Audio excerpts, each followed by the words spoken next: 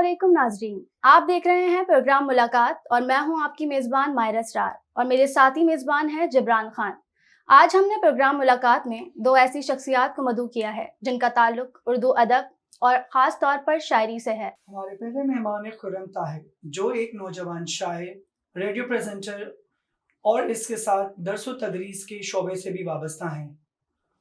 खुर्रम, आपको प्रोग्राम में हम खुश आमदीद कहते हैं। बहुत शुक्रिया कि आपने प्रोग्राम मुलाकात के लिए वक्त निकाला। हमारे दूसरे मेहमान अब्दुर्रहमान मोमिन हैं। ये भी एक नौजवान शायर हैं, टीवी एंकर हैं और इनका एक हवाला बच्चों का अदब भी है।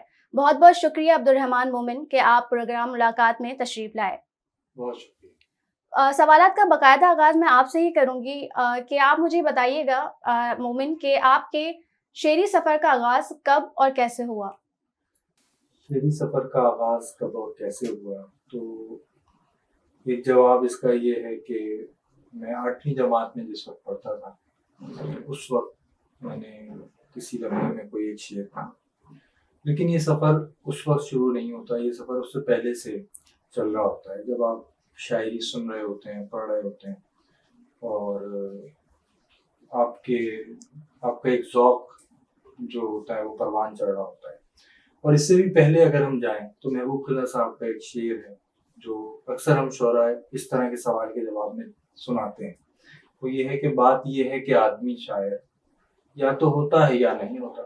तो जिस तरह कोई इंसान पैदा होता है और हम ये समझते हैं कि इंसान अपनी दुनिया में ज़हूर से पहले, दुनिया में जब उसका इजहार हो रहा होता है, वो नज़र आता है, उससे पहले ही उसका एक वजूद मौजूद है और वो कहीं आलम अरवाह में मौजूद होता है। इसी तरह शायर भी होता है, फिर वो एक ज़हूर होता है उसका, वो आ जाता है, फिर उसको मालूम होता है, लोगों पर भी मुंकशिफ होता है, उसके अपने ऊपर भी इंकिशाफ हो रहा होता है कि वो शेर कह रहा है। तो ये सिलसिला शुरू हुआ जब 8वीं जमात में थे, पहला शेर कहा, उसी वक्त पहली गज़ल भी कह ली 1-1.5 दिन के अंदर। तो वो बहुत अच्छी याद है और बहुत अच्छा उस वक्त महसूस हुआ और सुनाई भी वो गज़ल। उसके बाद फिर वो सिलसिला चल निकला, फिर हम शेर कहते रहे और मुशायरों में, अदबी महफिल में, दीगर जगह लोगों को भी मालूम होने लगा कि हम शेर कह रहे हैं। खुर्रम ताहिर, मेरा आपसे भी यही सवाल है कि आपने अपनी शायरी का सफ़र कब और कैसे किया? जी, मेरा जो शेरी सफ़र का आगाज़ है, अभी मोमिन बात कर रहे थे तो मैंने ये सोचा कि ये 8वीं जमात में थे जब इन्होंने पहला शेर कहा। मैं इत्तेफ़ाक से 7वीं जमात में था जब मैंने पहला शेर कहा। लेकिन वही बात कि ये बाकायदा आगाज़ नहीं था, क्योंकि 7वीं जमात में से अगर आप ये कहेंगे कि 7वीं जमात से मैं शेर कह रहा हूँ तो ये एक बड़ा मुश्किल काम है। शेर कहना कोई आसान काम नहीं है। तो बाकायदा आगाज़ की अगर बात करें तो बाकायदा आगाज़ 2013-14 से हुआ और 2014 में बाकायदा जो मुशायरा पढ़ने का सिलसिला है उसका भी आगाज़ हुआ और बस उसके बाद ये सिलसिला जो है वो रवा दवा है। अब्दुर्रहमान मोमिन, जैसा कि अभी हमने बताया कि आपका एक हवाला बच्चों का अदब भी रहा है, तो ये बताइएगा कि बच्चों के लिए नज़म में कहना और उनका अदब तख्लीक करना कितना मुश्किल और मेहनत तलब काम है? बहुत अच्छा सवाल किया आपने। जैसे अभी मैंने अर्ज़ किया था कि बात यह है कि आदमी शायर या तो होता है या नहीं होता। तो शेर तो शायर खुद कह रहा होता है और वो तय नहीं करके कहता कि उसे क्या कहना है। उसके लाशऊर में जो बातें होती हैं, उसकी कैफियत होती हैं, उसके जज्बात होते हैं, उनका इजहार कर रहा होता है। बच्चों के लिए लिखने का जो मामला है, ये एक शऊरी अमल है और मैं भी इस तरफ शऊरी तौर पर ही आया, एक बच्चों के रिसाले से वाबस्ता हुआ, उसमें फिर मैंने उसकी इदारत के मामलात देखे, तो फिर महसूस हुआ कि जब दूसरे शोरा बच्चों के लिए नज़में लिख रहे हैं तो मेरी भी जिम्मेदारी बनती है कि मुझे भी कुछ लिखना चाहिए बच्चों के लिए। तो उस वक्त फिर बच्चों के लिए लिखने का आगाज़ हुआ और ये थोड़ा सा मुश्किल काम इसलिए है कि आपको अपने आप को थोड़ा सा भूलना पड़ता है और आपको सोचना पड़ता है कि आप किसके लिए लिख रहे हैं और उनकी ज़हनी सतह क्या है और आप जो बात कहना चाह रहे हैं वो किस ऐसे अंदाज में कहनी है कि उनकी भी समझ में आए। तो थोड़ा सा मुश्किल भी होता है और अगर हम दूसरे एतबार से देखें तो आसान इसलिए होता है कि आपको मालूम होता है कि आपको कहना क्या है, तो आप कह लेते हैं। खुदा ने हमें ये सलाहियत दी होती है शोरा को कि वो कलाम करने की और बात कहने की कुदरत रखते हैं और यह खुदा की तरफ से ही अतिया होती है और ये आहिस्ता आहिस्ता मश्क के साथ साथ चीज़ें आ रही होती हैं। तो जब मालूम हो जाता है कि ये बात करनी है किसी मौजू पर, हमसे आमतौर से کچھ اور کام بھی کروائے جاتے ہیں جس میں گیت لکھنا، نغمہ لکھنا، تو وہ چیزیں بھی پھر جب ہم پہ معلوم ہوتا ہے کیا لکھنا ہے تو وہ لکھ لی جاتی ہیں، لیکن اس میں جو اس کی روح ہے وہ لانا، وہ پھر اس کام سے آپ کی وابستگی پر ہوتا ہے. اور بچوں کے ادب سے میری بڑی گہری وابستگی ہے اور میری خواہش ہے کہ میں بچوں کے لیے لکھ سکوں، وہ یہ مشکل کام ہے. خرم، میرا آپ سے یہ سوال ہے کہ ایک عام شخص اور شاعر میں کیا فرق ہے؟ ہمارے ناظرین کو بتائیے. جی بالکل، سب سے بنیادی فرق جو میں سمجھتا ہوں وہ یہ ہے کہ شاعر چیزوں کو بہت غور و فکر کرتا ہے، ان کو بہت غور سے دیکھتا ہے، جو ایک عام شخص نہیں کرتا. اور شاعر جو ہے وہ چاہے وہ اس کے جو معاشرتی مسائل ہوں یا چاہے چھوٹے چھوٹے موضوعات ہوں جو عام شخص نظر انداز کر دیتا ہے، ان کو بہت گہرائی سے غور و فکر سے دیکھتا ہے اور اپنے قلم کی طاقت سے ان کو منظر عام پر لے کے آتا ہے، اور پھر وہ دوسرے لوگوں کے مشاہدے میں آتے ہیں. تو میرے خیال سے شاعر وہ شخص ہے جو خود مشاہدہ کرتا ہے اور دوسروں کو دعوت مشاہدہ دیتا ہے کہ وہ بھی ان چیزوں پر غور و فکر کریں. ایک شاعر یا لکھاری کے لیے مطالعہ بہت ضروری ہوتا ہے. مومن، آپ مجھے یہ بتائیے گا کہ آپ نے اب تک کن شعراء کو پڑھا اور آپ کے پسندیدہ شاعر کون ہیں؟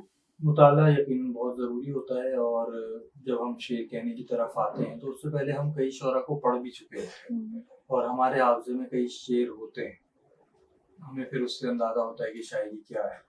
تو سب سے پہلے تو ہم جس معاشرے میں رہتے ہیں اس میں جو شاعر سب سے پہلے ہم تک پہنچتا ہے وہ اقبال، اور مجھ تک بھی سب سے پہلے وہ پہنچے. اور دوسری میری خوش قسمتی یہ تھی کہ میرے گھر میں بھی شاعر تھے تو ان کا کلام بھی میں نے پڑھا، ان کا کلام بھی سنا. پھر ان کے ساتھ مشاعروں میں جانا ہوا تو بہت سارے دیگر شعراء کا کلام سنا.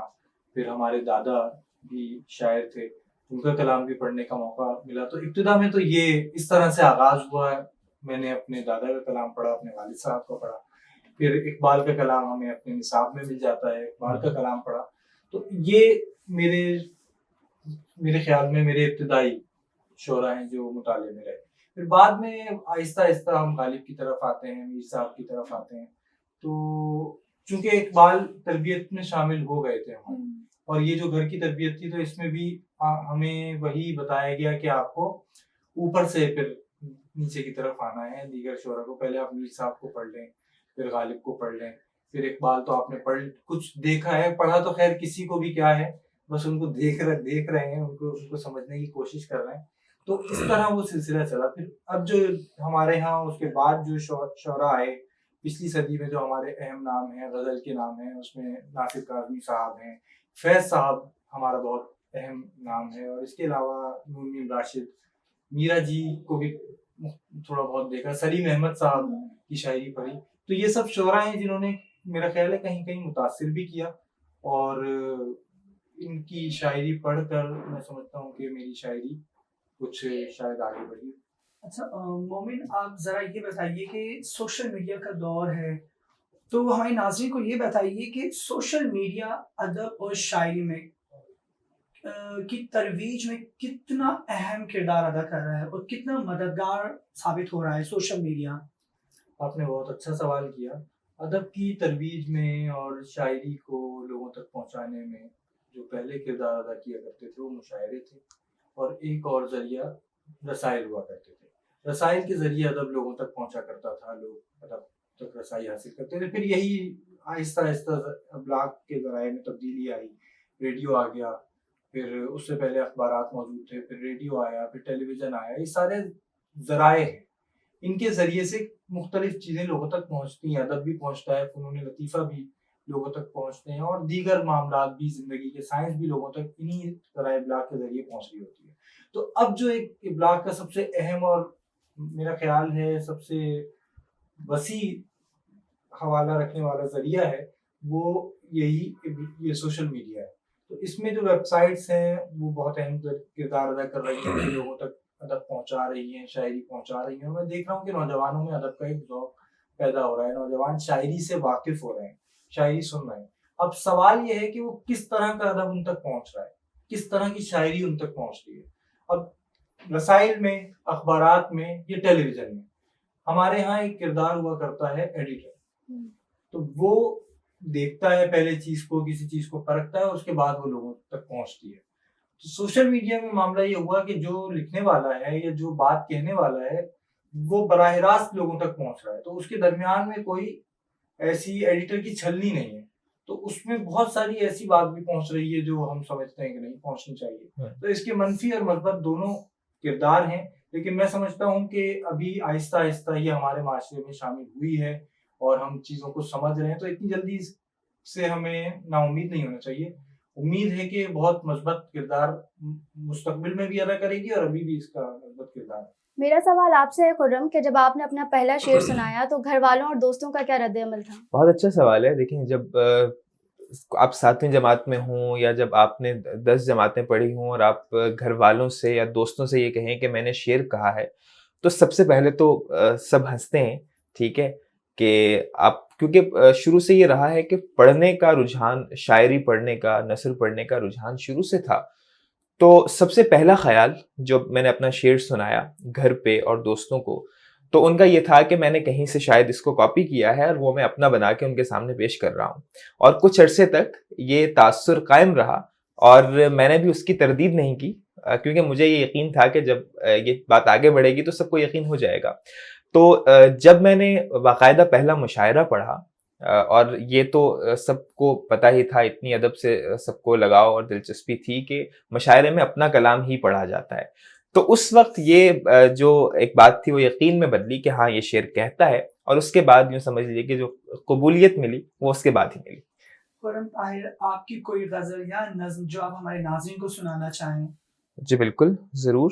ایک غزل ہے کہ اظہار تمنا کا سلیقہ نہیں آیا، اظہار تمنا کا سلیقہ نہیں آیا، ورنہ ہمیں آنے کو ہنر کیا نہیں آیا. اور جس شخص سے امید عیادت تھی ہمیں کیا، جس شخص سے امید عیادت تھی ہمیں کیا، وہ شخص جنازے پہ بھی آیا نہیں آیا. اور بخشی ہوئی تیری تھی سو جیسی بھی گزاری، بخشی ہوئی تیری تھی سو جیسے بھی گزاری، جینے میں ہمیں لطف خدایا نہیں آیا. اور کہنے کو تو انبوہ تھا یاروں کا میرے گرد، کہنے کو تو انبوہ تھا یاروں کا میرے گرد، مشکل میں مگر جس کو بلایا نہیں آیا. اور کوشش تو بہرحال بہت کی گئی لیکن، کوشش تو بہرحال بہت کی گئی لیکن، تجھ شوق سوا دل کہیں آیا نہیں آیا. اور جس شخص سے امید عیادت تھی ہمیں کیا، وہ شخص جنازے پہ بھی آیا نہیں آیا. بہت شکریہ. رحمان، یہ بتائیے کہ آپ اپنے لیے شعر کہتے ہیں یا لوگوں کے لیے، اور اب آپ کی شاعری میں لوگوں کی پسند کا کتنا عمل دخل ہے؟ یہ بھی آپ نے اچھا سوال کیا کہ اپنے لیے شعر کہتے ہیں یا لوگوں کے لیے. تو شاعر بنیادی طور پر میرا یہ خیال ہے کہ ابتدا میں تو اپنے لیے ہی شعر کہہ رہا ہوتا ہے. اور شعر کہتا کیوں ہے؟ شعر اس لیے کہتا ہے کہ اس کے پاس کوئی بات ہوتی ہے، وہ اظہار کرنا چاہ رہا ہوتا ہے. آپ بہت ساری باتوں کا اظہار مختلف طریقوں سے کرتے ہیں. آپ بول کر رہے ہوتے ہیں، کوئی مقرر بن جاتا ہے، تقریر کے ذریعے اپنی بات کا اظہار کرتا ہے، کوئی لکھتا ہے تو افسانے کے ذریعے اپنی بات کا اظہار کرتا ہے، کوئی مصور ہوتا ہے تو مصوری کے ذریعے اپنی بات کا اظہار کرتا ہے. شاعر کو موقع دیا جاتا ہے کہ وہ شعر کے ذریعے اپنی بات کا اظہار کرے. تو میرے ساتھ بھی ایسا ہی ہے. کوئی بات ہوتی ہے تو ہم شعر کہہ لیتے ہیں، کچھ ایسی باتیں ہیں جو ہم نثر میں نہیں کہہ سکتے، ویسے نہیں کہہ سکتے، وہ شاعری میں آ جاتی ہیں. اور جہاں تک لوگوں کی پسند کا تعلق ہے تو کبھی میں نے سوچا نہیں کہ لوگ کیا پسند کرتے ہیں یا کیا پسند کریں گے، مجھے وہ کہنا چاہیے. اب وہ لوگوں، میری شاعری اگر لوگوں کو پسند آ جائے تو یہ کوئی ایسی بات نہیں ہے، اور یہ کوئی شعوری طور پر نہیں ہو رہا میری طرف سے کہ لوگ میری شاعری پسند کر رہے ہیں. البتہ یہ ضرور ہے کہ میں اسی سماج کا حصہ ہوں، میں اسی معاشرے کا حصہ ہوں جس میں یہ لوگ سانس لے رہے ہیں. تو میرے سوچنے کا انداز، میرے سمجھنے کے معاملات جو ہیں وہ ان سے کسی نہ کسی حد تک تعلق رکھیں گے. اور جیسے میں سوچ رہا ہوں، ہو سکتا ہے میں جو بات کہہ رہا ہوں وہ کسی اور پر بھی بیتی ہو، کسی اور پر بھی گزری ہو، تو پھر اس کو وہ محسوس کرتا ہے اور اس کو وہ اچھا لگتا ہے کہ یہ بات جو اس نے اس طرح کی ہے یہ میرے ساتھ ہوئی تھی. اور شعر یہی کرتا ہے، ہمارے اوپر زندگی کے معاملات کو کھول کے رکھتا ہے. اور دوسرے یہ کہ لوگوں کے لیے کہنا یا معاشرے کے لیے کہنا، میں ایک یوں سمجھیے کہ چونکہ ابتدائی میں مجھے اقبال مل گئے. اب اقبال ایک ایسا شاعر ہے جو بات کہنے کے لیے شعر کہتا ہے, اور جن شعراء کو میں نے پڑھا ان کے ساتھ بھی یہی معاملہ تھا. تو شاید انہوں نے میری تربیت میں یہ کردار ادا کیا کہ میں بھی یہ سمجھتا ہوں کہ میں شعر بات کہنے کے لیے کر رہا ہوں. میرا ایک شعر ہے کہ ہمارا مسئلہ یہ زندگی ہے دوست, یہ شاعری ہمارا مسئلہ نہیں. تو کوشش ہوتی ہے کہ کوئی بات کی جائے شعر میں, اور اگر ہم معاشرے سے کچھ چاہتے ہیں یا ہم اپنی ذمہ داری کا احساس کر رہے ہیں تو اس کا اظہار کر لیا جائے. یہ سب باتیں اشعار میں آ جاتی ہیں. ان کی بات سے مجھے ایک شعر یاد آ گیا. جی بالکل. وہ تھا کہ خود کو خود سے ہی ملانے کے لیے ہوتی ہے, شاعری کوئی زمانے کے لیے ہوتی ہے. واہ. تو معاملہ یہ ہے کہ شاعر جو کہتا ہے, جیسے مومن نے کہا کہ ذہن میں یہ نہیں ہوتا کہ جو ہم لکھ رہے ہیں وہ لوگوں کو لازمی پسند آئے, یا لوگوں کی پسند کو سامنے رکھ کر کچھ تیار نہیں کیا جاتا. اور میرے خیال سے ہمارے دور میں, جس دور سے ہم گزر رہے ہیں, یہاں پر دونوں طرح کی شاعری ہو رہی ہے.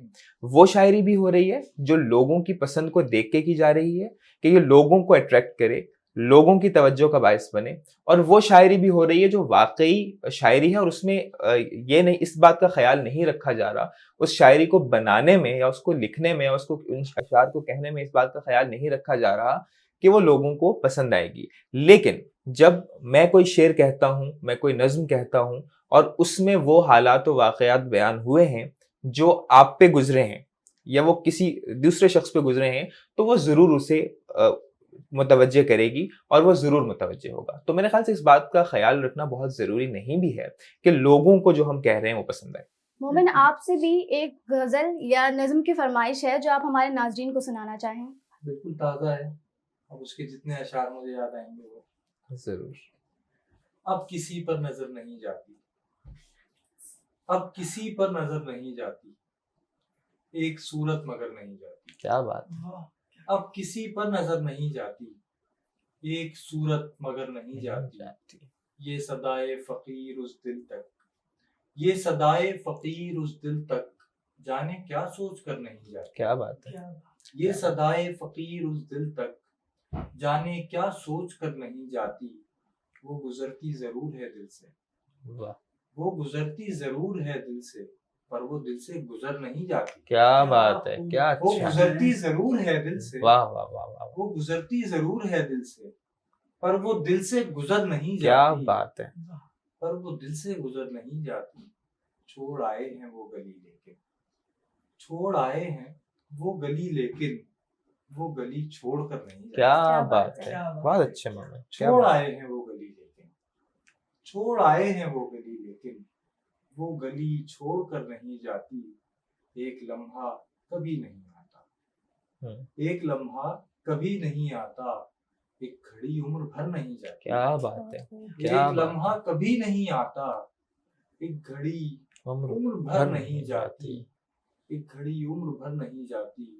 ایک آواز, ایک ہی آواز, ایک آواز, ایک ہی آواز, جو کبھی بے اثر نہیں جاتی. کیا بات ہے. ایک آواز, ایک ہی آواز, جو کبھی بے اثر نہیں جاتی. عشق کے ساتھ عقل بھی مومن, عشق کے ساتھ عقل بھی مومن, اب کسی اور در نہیں جاتی. کیا بات. عشق کے ساتھ عقل بھی مومن, کیا کہنا ہے. اب کسی اور در نہیں جاتی. چھوڑ آئے ہیں وہ گلی لیکن, وہ گلی چھوڑ کر نہیں جاتی. کیا کہنا ہے. عبد الرحمان مومن آپ کا اور خرم طاہر آپ کا بہت بہت شکریہ کہ آپ ہمارے پروگرام ملاقات کے مہمان بنے.